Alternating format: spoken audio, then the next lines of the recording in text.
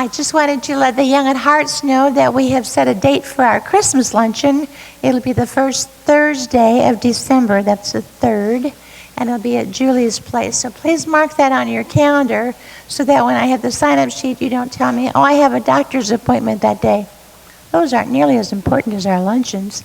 So please put that date on your calendar, December 3rd. And then the other announcement I have is for the planning team, please meet together with me here at the front of the church right after church. Thank you. Before Miss Helen comes, is there anybody else has an announcement? Any announcements or reminders?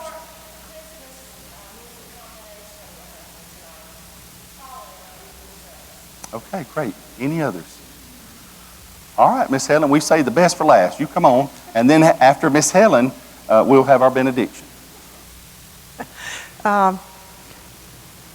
Christmas boxes need to be into the church by next Monday because we'll take them down to Truett office that next day. Okay, so still have several boxes out, and if you've got yours and you for whatever reason decide you can't fill them, let me know. Here I'm volunteering my services again. So anyway, excuse me.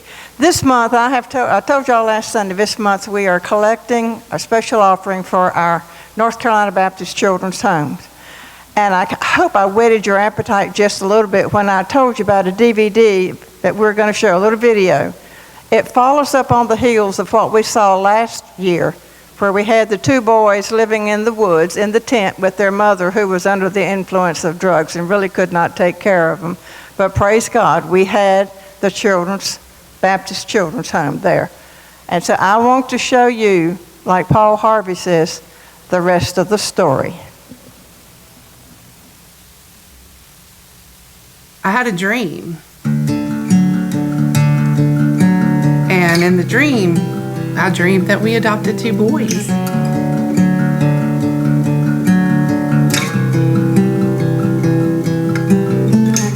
Nathan and Tyler came to us at a Baptist Children's Home in the middle of the night. They had been living near a stream out in the country with no facilities, basically living in a tent near a stream. Well, our mom didn't really take care of us. She just kind of always slept. We ran out of food in our tent, and so our mother texted DSS and asked them to get somebody to pick us up so we could go get food. And so DSS saw that she wasn't able to provide for us. So they took custody from my mother. They called us ahead of time and said, can you take 2 kids? And then we waited up until they got there. Nathan and Tyler in particular, ran and checked out the rooms and ran through the whole building saying, we've got our own room, we got our own bathroom. So the first thing that they did was there was clothes sitting there and they gave us a bite, and then we got to take showers and we got to go to bed. And that's the first time that we had slept well in a while. They were able to provide for us, and we didn't really have to worry about not being able to eat, not being able to do things. And we have a shower instead of bathing in a creek. Well, many times when situations have occurred where families no longer are able to provide care for their children, we at Baptist Children's Homes can step in with our residential care programs, but also with our foster care programs, where we can provide families for children that are looking to get adopted or going through the adoption process. For a while, we've talked about becoming foster parents and wanting to adopt. I couldn't have children because of medical issues. I dreamed that we adopted 2 boys, and the dream was about our celebration party with our family, welcoming them to the family. And I woke up and I was like, okay, God, is that your way of telling me that this is something we need to do? And I knew that, by putting our faith in Him, that He was going to open doors, and of course He did. We felt like it was time to take that step, and then somebody at work told me, hey, you should talk to the Baptist Children's Home because they've started a foster ministry. And I was like, well, sure, yeah, we'll call. And we contacted Bob. The moment we met with him, we said, this is what we need to do, and this is a good fit. Well, what happened was they told us that some people would be coming to meet us and we'd be staying with them for the weekend. And I had to remember needing Janina or Mom whenever we were at the picnic for the fall. And so whenever we were there, I remember meeting her. And so whenever they told us that somebody was coming to meet us, I thought of her straight away. And at the moment, we didn't even know that eventually she'd be our mother. She was very nice when we first met her, and she still is. We pulled up, and of course, I'm very excited about meeting them. And when we opened the door, and here's these two, beautiful kids standing there, and they're both grinning it from ear to ear. And they've never met me, or I've never met them. And it's so surreal when the moment happens. It's it's just like I was just become a dad right then. To me, the way it felt in my heart. He is funny and he's a very good dad, and we never really had a dad because our dad left our mom. We had two separate dads, and they bailed out whenever we were born because they didn't want to pay child support. So we never really got to meet our fathers. So it was great to finally have a father in our life. I didn't know I had that much love in me to have for somebody that I've never known. But I love these boys like they're my own kids. And I'd do anything for them. I love them to death. It's really, really nice that they took us and let us have a home. They're nice people, and that we're just a bunch of clowns that love each other.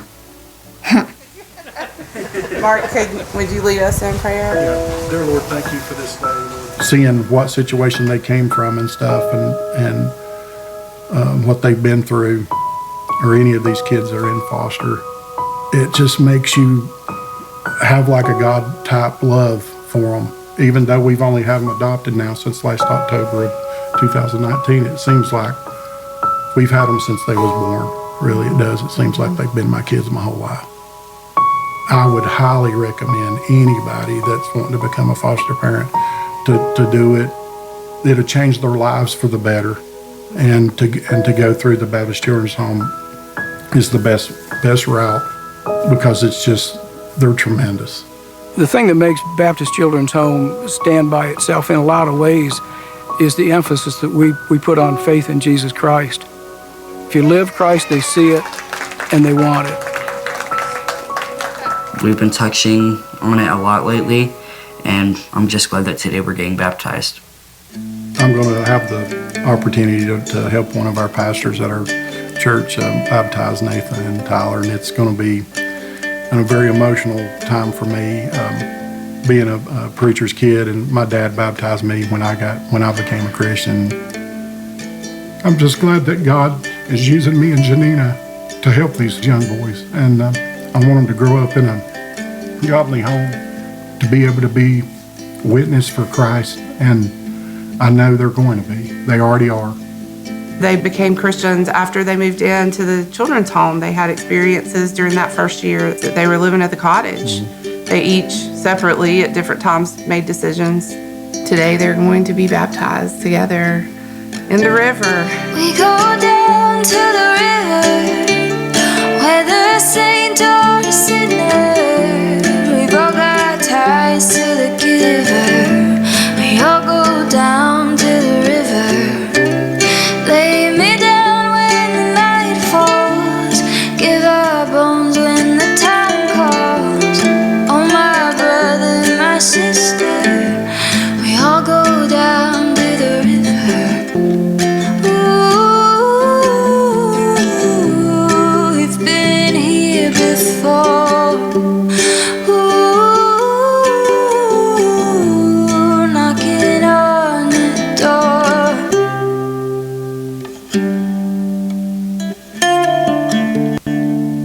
To the river, down to the river.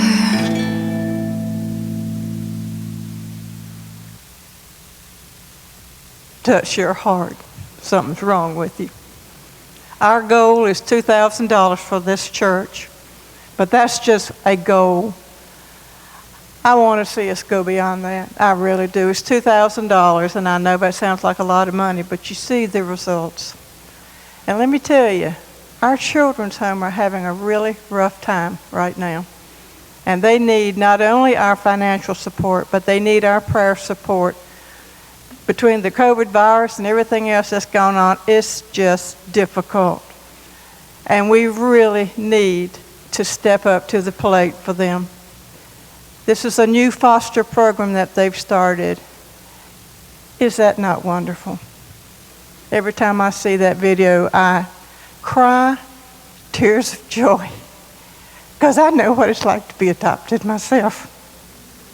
And to come into a family that loves you, and a Christian family, you cannot begin to imagine the wealth that gives me as far as the blessings. How wonderful for those boys, but there's so many more stories out there that need to be told. So I just encourage you and implore you, church, open your hearts and your pocketbooks for this month's offering. Please do that. Thank you.